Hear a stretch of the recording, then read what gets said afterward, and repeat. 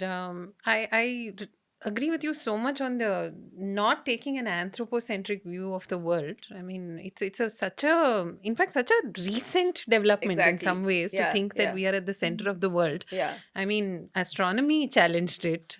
Ecology is challenging it now. exactly. At what point will we realize that there's so much sentience that we are just not understanding and Yeah, acknowledging? Mhm. yeah, But no, this is that connection with nature and Yeah. just acknowledging that we are a speck of dust, yeah, in all of Yeah, this. I and mean, that I think you know, finally to realize if that you're like it's a blink. interconnected world, Yeah, no. yeah. I was my one